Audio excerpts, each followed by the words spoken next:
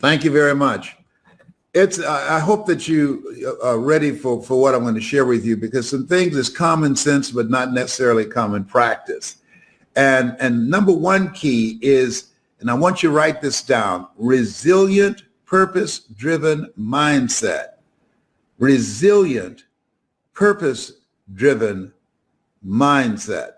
That with all the stuff that's going on, with all of the confusion from the scientific community, from the leadership, from the presidency on down, it has collateral effect. And there are so many people that's confused. You wear the mask, so you don't have to wear the mask. Or if you have the coronavirus, you need to wear the mask so you don't give it to somebody else.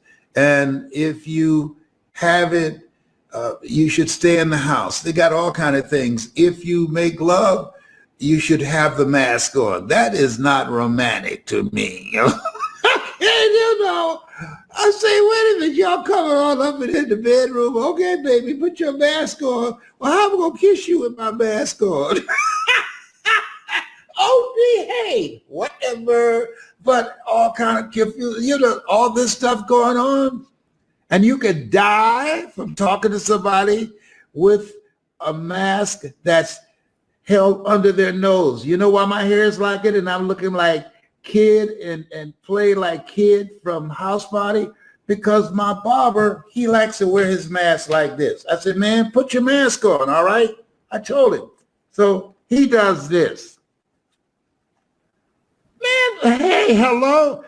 Habla español, English? What? Come on. Have I told? Put your mask on, cover your mouth. I know your breath kicking like Bruce Lee, but cover the nose too. It's, I mean, about to make me lose my mind over here. So I decided I'm not going through that. I'm not going through that. I'm not coming out the house till 2027. And I work on myself. I got some new squirrel friends. I'm bilingual. I speak squirrely. And I listen to motivational messages first thing in the morning. You want to listen to my voice. Go on YouTube. Find Les Brown speaking in the Georgia Dome. Find Les Brown. It's possible. And I tell the story about the bamboo tree. Find Les Brown getting unstuck. And I talk about Chicken Man. Listen to things. Listen to me. Listen to things that can build your mental resiliency. You want to have a resilient, purpose-driven mindset that will focus your mind on the goals that you want to achieve, on the things that you need to do to reinvent yourself, to rethink your life, to see whether or not you're on the path to becoming the next greatest version of yourself. And in order to get through this time, I mean, sometimes I when I wake up in the morning, I said, this is still not a dream. This is crazy. People say, I'd like to come by and see you. Is that right? Okay, I'm on the first floor. We can talk through the window. Come on. I mean, just think about this. Every day when I see people with masks on looking outside my window, seeing the squirrels jumping from one tree to the other, they never lose their footing. That's why I learned squirrely. Tyrone, he's leading everybody. He's introducing everybody to me. He's the most motivated squirrel in my neighborhood. Les Brown is about to do his StreamYard or another Zoom. My kids say I've been in the house too long. I'm suffering from cabin fever. Whatever. So read 30 to 40 pages of something positive every day. Drill yourself. You say, well, I've listened to it. No. Listen to it until you're manifesting results. Faith comes by hearing and hearing and hearing. So in order to develop that resilient, purpose-driven mindset, you want to listen to the messages over and over, take notes on things that jumps out for you and become the embodiment of it. and develop that kind of mindset and how you carry yourself and how you face this thing called life. Faith not tested can't be trusted. So you got to have faith in yourself. But we're being tested right now. If you've never been tested, listen to me. No test, no testimony. Faith not tested can't be trusted. It's easy to have faith when things are going great. When the kids are acting like they have good sense. When you have a job, you have money, you have your health. Whoa, no big deal there. But when life knocks on the door, when you go through some stuff, when you get a bad diagnosis, that's when you have to pull on your faith. That's when you have to be resilient. I've got a saying, and all of you know it. Life knocks you down, try and land on your back. Because if you can look up, you can get up. Now, here's the other thing that's very important. As you look at yourself, you want to master at least three things, multiple streams of income. Three things: I speak, I train speakers, and I'm an author. And I got other things I'm expanding, and I'm 75. Well, why are you still doing it? Because you're never too old to learn, and you're never too young to teach. I believe that the reason that we look at people over a certain age, at Alzheimer's and dementia becomes active, is because they are inactive. My mother used to say, if you don't use it, you lose it. It takes longer to wear out than to rust out. So the goal is to be actively engaged in life, raising the bar on yourself. Turn down the amount of time that you spend entertaining yourself, watching the television, as my daughter, Dr. Ona Brown, would say, and do things that will stimulate your thinking. It will keep you young. Just because you're 75, chronologically don't mean that you have to look 75. No. And so I decided, just because I'm 75, you're not going to count me out. I'm still here. I'm going to be engaged in this thing called life because I have not done my best work yet. You have not done your best work yet. Every day is the best day of your life, as Orrin Hudson would say out of Atlanta, a chess master. Why? Because if you don't believe that, try missing a day. Every day is the best day of your life. Look for ways in which you can begin to master something, learn something today that you did not know yesterday. Expand your horizon, expand your vision of what's possible for you. Continuously be a student. My high school theme was, you never find out how much you know until you find out how little you know. Study. The people that are going to make it today are looking at the various trends. They're going from mindset mastery, learning three things that they can master to create non-performance income, and they're studying continuously, learning things that they can get at the end of their fingertips on the internet. There's no excuse today for not being in the mindset of achieving something beyond that which you have already done. Life is an adventure. Helen Keller said life is either a daring adventure or it's boring. And this is an exciting time that you can earn money at the comfort of your home. Think about that. Virtually around the world. I just finished talking to some people in Germany. And then I talked to some people in Toronto, Canada. I'm making money around the world and I'm still home virtually. Take advantage of this. This is something you want to learn. Mindset mastery and skill set mastery of the internet. Now here's something else.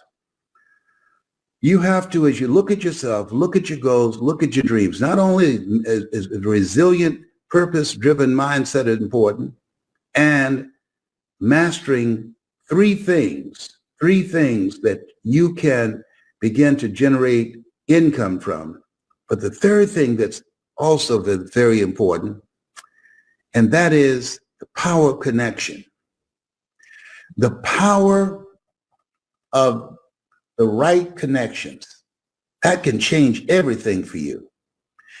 And I want to share this with you. Your success and your ability to expand your life and the things you want to do is directly related to the connections that you have. That's the name of the game. Opportunities and success come about because of who you are connected to versus who you are divided from. So you want to look at your connections, and as Jim Rohn would say, and ask the question, what is this relationship doing to me? Is it helpful? Am I growing mentally, emotionally, and spiritually, intellectually? What is this relationship doing to me? Is it giving me an advantage in terms of knowledge and in terms of resources and contacts? Do you realize that 80% of the available jobs today never get posted? You know why? Because they get gobbled up by people who have the right connections. That's the power of connections. Learning how to develop, as George Fraser would say, relationship capital. Relationships that have value, access to resources, and knowledge, information that you don't have. Here's something else. The power of communication. Whew. The power to tell your story. I can tell you how important that is. I used to be a state legislator. I beat an incumbent, 22-year incumbent. I'm not bragging, but I'm just telling you what is. 2 attorneys ran before me and they lost, and they were very smart. I have no college education, and they lost. And you know why? They did not know how to tell their story. See, politics, as in everything in life, is the story you tell about yourself, the story you tell about your opponent, the story your opponent tells about you, and the story you tell about yourself if you are the opponent. Let me give you an example. 45. You notice he always gives all of his opponents names. Sleepy Joe. If there are times I look at him, I say, oh God, this is when I really miss politics. If I were running, I said, listen, traitor Trump, you've told 16,241 lies, or 16,241 statements. Let me ask you something. What are you hiding in those taxes? You went all the way to the Supreme Court, and they knew it was frivolous and threw it back. What are you hiding? Come on, talk to me, brother. Let me tell you something. I don't know what. I love a good debate. Let me tell you, they don't know. I would say every time I would open my mouth, Hillary Clinton's not running.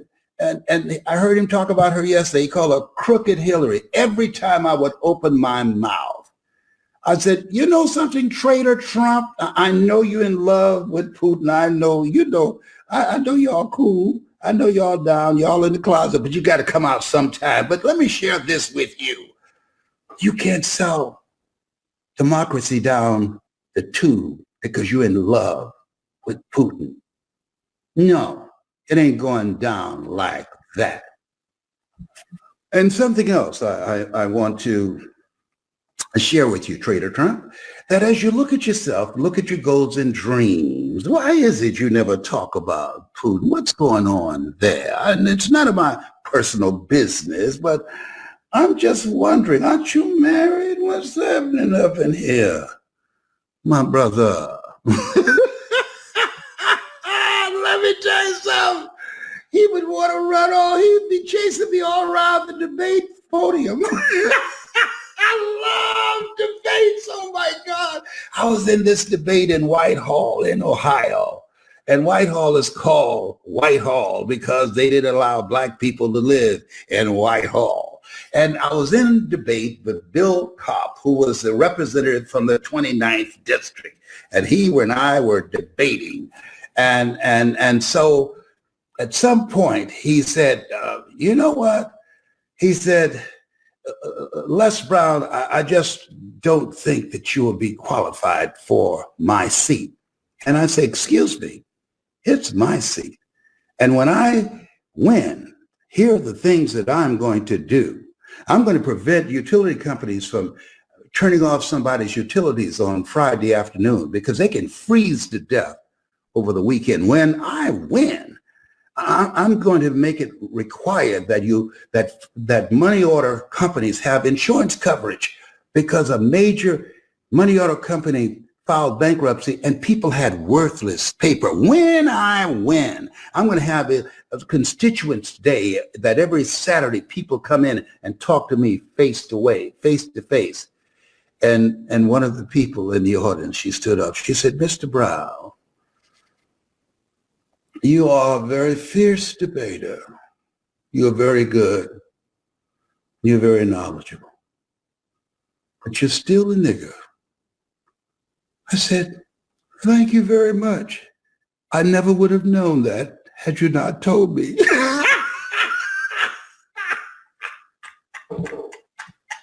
audience looked at her and looked at me and I was still cracking up.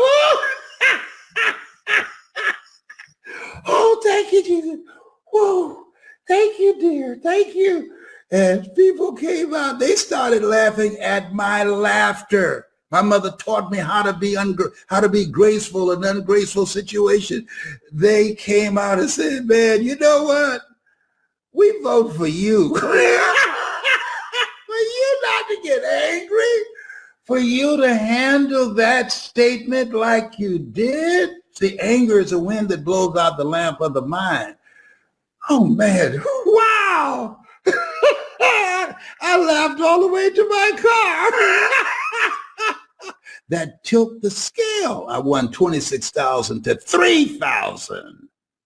Your ability to tell your story. It's important. The story you tell about yourself. The story you tell about your opponent. And if you're in sales, the story you tell about yourself, because people are asking, who are you? What do you have? And why should I care?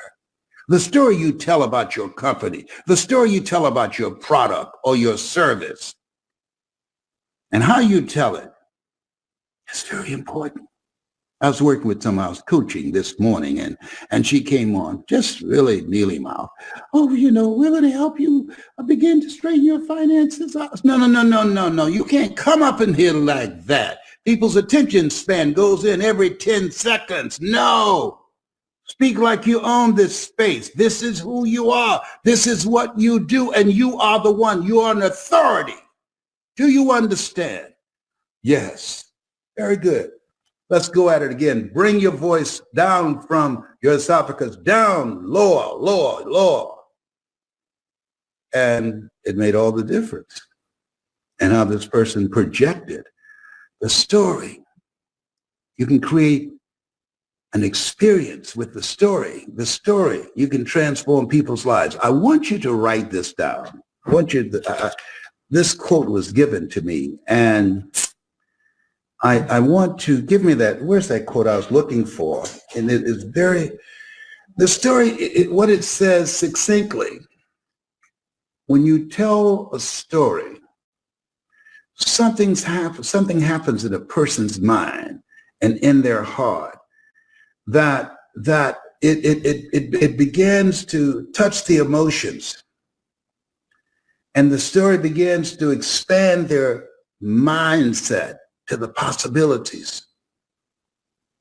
The story stays in the heart. Information is in the head, but the story.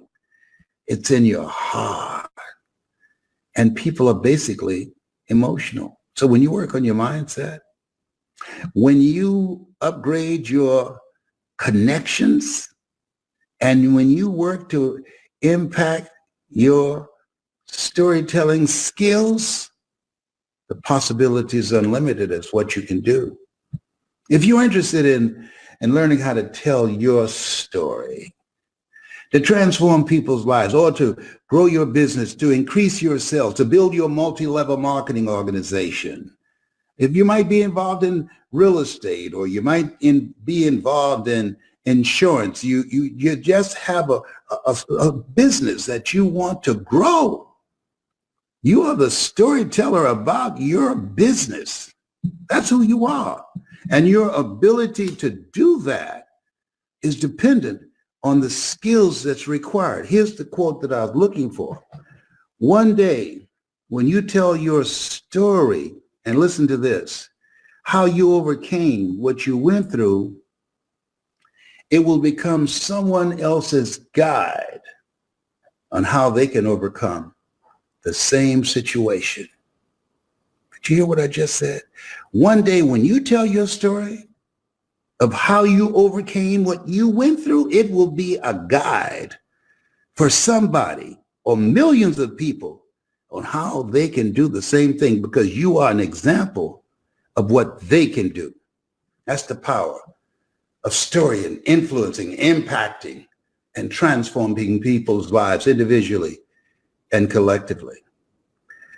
If you want some coaching on that, if you're hungry to be good, hungry to transform lives, hungry to earn more money virtually from home than you can earn on your job, I want you to put voice in the comment section. Voice in the comment section. That's where we are now. That's where we are. Just think about the new reality now is virtual, earning money from home virtually, multiple streams of income virtually, leading with your story, creating an experience before the green light on your computer at home, and earn more money. I'll teach you how to do that and have fun doing it and earn what I call quiet money, or earning money while you sleep. You have something special.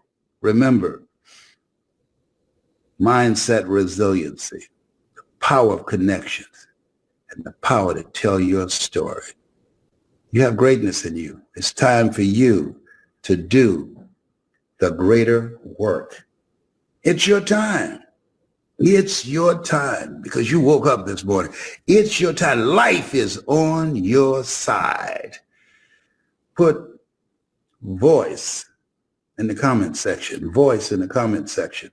If you'd like to be coached on how to tell your story, how to take your story, your business, your income to the next level, put voice in the comment section. This has been Mrs. Mamie Brown's Baby Boy. That's my story, and I'll stick it to it.